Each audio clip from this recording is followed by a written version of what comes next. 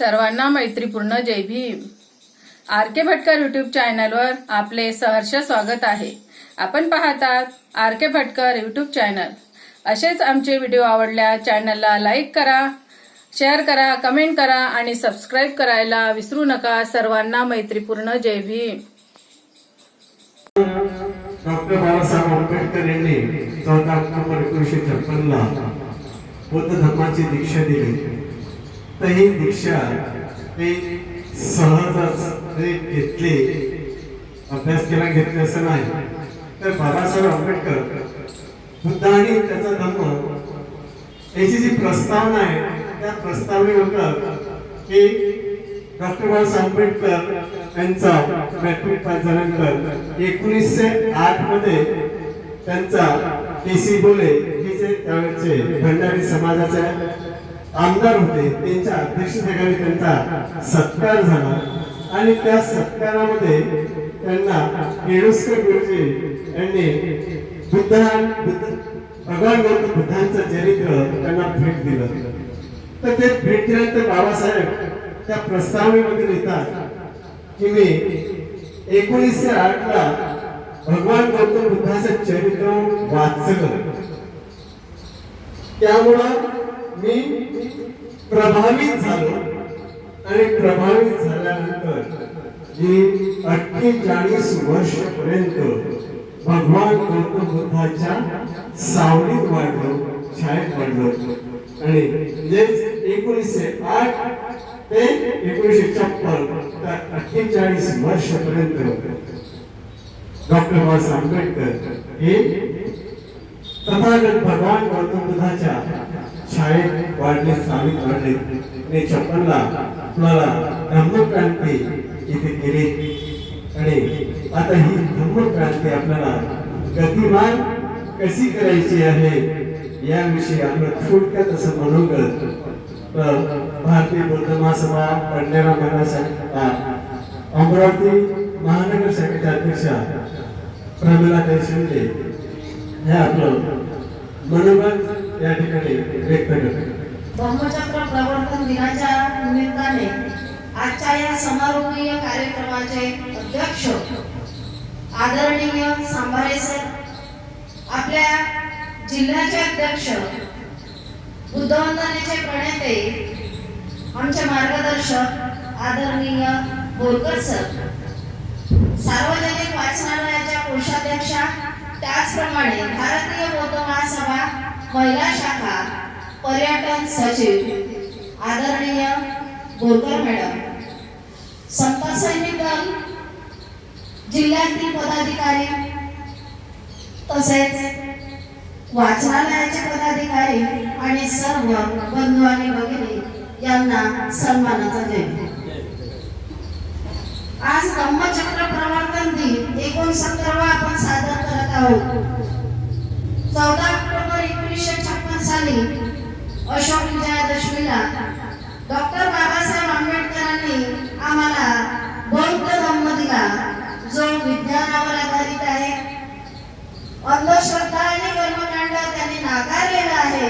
असा विज्ञानवादी धम्म आम्हाला डॉक्टर बाबासाहेब आंबेडकर यांनी 1956 ला दिला। पण खरंच आम्ही बौद्ध झालोत का? फक्त बाबासाहेबांनी आम्हाला बौद्ध केलं? आमच्या वडिलांनी, आमच्या आजींनी, आजोबांनी हा धम्म घेतला। आज 70 वर्ष झालेली आहे, परंतु आम्ही खरोखर बौद्ध झालोत का या विषयावर विचार करण्याची आज गरज निर्माण झाली आहे। कारण समाजाचं चित्र मोठं विदारक आहे। त्यासाठी भारतीय बौद्ध महासभा आदरणीय भीमराव यशवंतराव आंबेडकर यांच्या आदेशान्वये 8 पॉइंट धम्मक्रांती गतिमान कशी करावी यासाठी दिलेले आहेत। काल जे आपण सगळे नागपूर दीक्षाभूमीला गेलो तिथे सुद्धा या गोष्टीचा उल्लेख झाला की 8 पॉइंट कोणते आहेत ज्याला गोल्डन मार्क्स असं म्हणतात। आणि या 8 पॉइंटवर जर आपण सर्वांनी काम केलं तर निश्चितच धम्मक्रांती गतिमान झाल्याशिवाय राहणार नाही।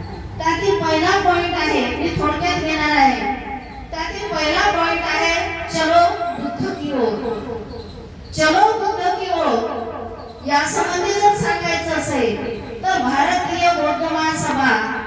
24 प्रकारचे शिबिर राबवते. त्या शिबिराचा फायदा हा लहान मुलांपासून तर मोठ्या माणसापर्यंत आहे. ते शिबिर प्रत्येकाने केलं पाहिजे, कारण कुंभार जसा मातीच्या गोळ्याला आकार देतो, त्याचा पक्का मडका घडवतो, तो त्या भट्टीत भाजल्यानंतर त्याचा आकार बिघडवू शकत नाही. त्याला योग्य आकार द्यायचा असेल तर त्याला ती माती ओली असतानाच द्यावं लागतं. आणि म्हणून आपल्याला जर धर्मक्रांती गतिमान करायची असेल तर आपल्या घरातील जे लहान बालक आहेत त्यांच्यावर संस्कार करणं गरजेचं आहे. कारण आजचं चित्र खूप वाईट असं आहे. सगळ्यांच्या हातामध्ये मोबाईल नावाचं खेळणं सध्या आलेलं आहे आणि या मोबाईलमुळे आपण वेळेपिसे झालेलो आहोत. आणि मोबाईल हा वाईट नाही, परंतु त्यातून आपण काय बघतो, आपली मुलं काय बघतात हे सुद्धा पाहणं गरजेचं आहे. जोपर्यंत आपण त्या मुलांवर योग्य संस्कार करणार नाही तोपर्यंत त्याला कळणार नाही. आज शाळेचं चित्र बघा, प्रत्येक शाळेमध्ये दहीहंडीचा कार्यक्रम होतो, नवरात्रीचा कार्यक्रम होतो, मुलांना तयार करून शाळेत पाठवतात. तेव्हा आम्ही हे त्यांना सांगितलं पाहिजे की प्रत्येकाने त्यामध्ये भाग घेतलाच पाहिजे असं काही नसतं, परंतु आम्हाला मात्र त्यामध्ये धन्यता वाटते. चलो बुद्ध की ओर याचा अर्थ असाच आहे की आम्ही पहिले बुद्ध स्वतः समजून घेतला पाहिजे, तेव्हा कुठे आम्ही आमच्या मुलांना त्याबद्दल मार्गदर्शन करू शकू. आणि त्यासाठी आपल्या भारतीय बौद्ध महासभेतर्फे बाल संस्कार शिबिर आपण आयोजित केले पाहिजे. त्याला त्रिशरण पंचशील आलं पाहिजे. एक अडाणी कवी आहे, ती म्हणते, नजर आली बाळाले की भीमाचा फोटो दाखव माय, रमाचा फोटो दाखव माय, बोलता आलं त्याला की पंचशिला शिकव. पण आम्ही काय करतो, तर तो लहान असताना चूप राहायला पाहिजे म्हणून त्याच्या हातात मोबाईल देतो.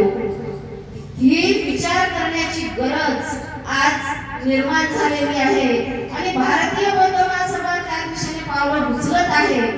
हा पहिला पॉइंट. दुसरा पॉइंट आहे आचारो कर्म धम्म. आचारो कर्म धम्म म्हणजे आपल्या या धम्मामध्ये आचरणाला खूप महत्व आहे.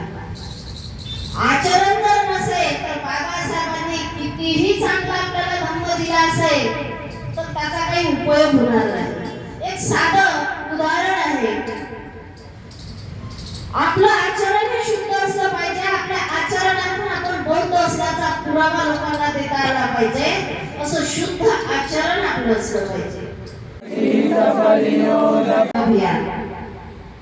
बुद्ध विहार जोडो. भारतीय बौद्ध महासभा बुद्ध विहार जोडण्याचं काम करतच आहे, परंतु काही बुद्ध विहार अशी आहेत की अजूनही त्या ठिकाणी आम्ही पोहोचू शकलो नाही म्हणा, किंवा तिथे आम्ही कुठेतरी कमी पडलो म्हणा. बुद्ध विहार जोडो आंदोलन. भारतीय बौद्ध महासभा ही प्रत्येक बौद्धामध्ये हा आत्मविश्वास निर्माण करते की जर त्या बुद्ध विहारामध्ये एखादा भिक्खू आला असेल, सध्या आपल्याला माहित आहे RSSची पिलावड आपले बुद्ध विहार पोखरून काढत आहे. ही RSSची पिलावड आमच्यामध्ये घुसखोरी करत आहे. त्यांना थांबवण्याचं काम सुद्धा आम्हालाच करायचं आहे. त्यामुळे बुद्ध विहार जोडो अभियान हे सुद्धा राबवलं पाहिजे.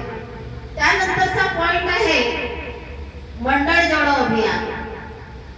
जे आपल्या परिसरामध्ये विविध मंडळ असतील, युवक मंडळ असेल, महिला मंडळ असतील, पुरुष मंडळ असतील, त्यांच्यापर्यंत आपल्याला जाऊन त्या मंडळामार्फत विविध स्पर्धा, विविध उपक्रमांचं आयोजन करून त्यांना आपल्याशी कसं जोडता येईल या गतीनं सुद्धा आपल्याला पावलं उचलावी लागतील. तेव्हा आपल्या बाबांची धम्मक्रांती ही गतिमान होईल. धम्मक्रांती गतिमान करण्यासाठी आपल्या सगळ्यांना अगदी जाणीवपूर्वक प्रयत्न करायचे आहेत. आणि शेवटचा पॉइंट आहे समाजाशी नाळ जोडणे. समाजाशी नाळ जोडणे म्हणजे आता सगळे इथं बसलेल्यांचा जर आपण विचार केला तर आपण सगळे बौद्ध समाजातील व्यक्ती, कोणी शिक्षक असेल, जरी कोणी रिटायर्ड झालेलं असेल, कोणी कुठल्या ना कुठल्या ऑफिस मध्ये काम करत असेल, पण काही लोक अजूनही घरात बसून आहेत. जे आपल्या समाजातील लोक आहेत, नोकर वर्ग आहे, त्यांना सुद्धा आपल्याला आपल्या बुद्ध विहारामध्ये, आपल्या कार्यक्रमामध्ये आमंत्रित करून हा धम्म त्यांना सांगायचा आहे. आणि ही प्रत्येकाची जबाबदारी आहे, प्रत्येक बौद्धांचं हे कर्तव्य आहे. या 8 गोल्डन पॉइंटचा जर आपण विचार केला, मी अगदी थोडक्या 2-2 ओळीमध्ये तुम्हाला प्रत्येक मुद्दा सांगितलेला आहे, वेळेअभावी मी जास्त बोलू शकले नाही, परंतु या पॉइंटवर जर आपण काम केलं तर निश्चितच बाबासाहेबांची धम्मक्रांती गतिमान झाल्याशिवाय राहणार नाही. आणि भारतीय बौद्ध महासभा हे काम करत आहे. त्यामुळे बाबासाहेबांची गतिमान करण्याचं काम हे आपल्या सर्वांचं आहे.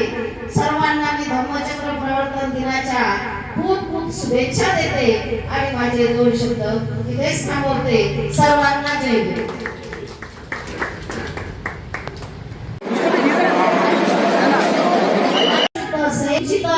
आपल्या घरातील लोकांचं, आपल्या समाजातील लोकांचं आचरण सुधारेल. मला कोणी चांगलं म्हणावं यासाठी आपण काम करत नाही, तर आपण एक आदर्श व्यक्ती या समाजातलं झालं पाहिजे. जर आपण आपल्या आचरणातून ही चूक दाखवून दिली तर निश्चितच सर्व लोकांचं लक्ष आपल्याकडे जाईल. आज ना उद्या त्या लोकांमध्ये परिवर्तन हे नक्कीच घडणार आहे. त्याला वेळ लागेल, पण परिवर्तन हे घडणार आहे. आज काय चित्र आहे? 14 एप्रिलच्या मिरवणुकीमध्ये आपण काय आचरण करतो? बाकी समाजाच्या मिरवणुका निघतात, आपण गच्चीवर उभं राहून पाहतो, परंतु आपली मिरवणूक जेव्हा चौकातून जाते तेव्हा ते लोक दारं बंद करतात. याचा विचार आपण करायला पाहिजे. बाबासाहेबांना डोक्यावर घेतल्यापेक्षा आपण डोक्यात घेतलं पाहिजे, हे आचरण महत्त्वाचं आहे. त्यानंतर 3रा पॉइंट आहे,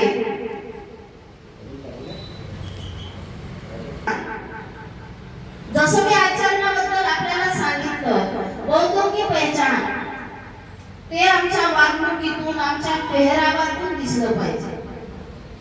काय बौद्धों की पहचान आहे? 1.5 वर्षाच्या आधी लातूर मध्ये मोठं हत्याकांड झालं. गणपतीच्या मिरवणुकीत आमचे बौद्ध युवक गेले, त्यामध्ये नाचले आणि त्यांनी तिथे मार खाल्ला. ही आमची संस्कृती नाही. आम्ही ती संस्कृती जोपासली पाहिजे. आमची संस्कृती काय आहे ती जगाला कळण्यासाठी आपण ती समजावून घेतली पाहिजे. आणि म्हणून अशा गोष्टीचा आपण विचार करण्याची गरज आज निर्माण झालेली आहे. आम्ही काय करतो?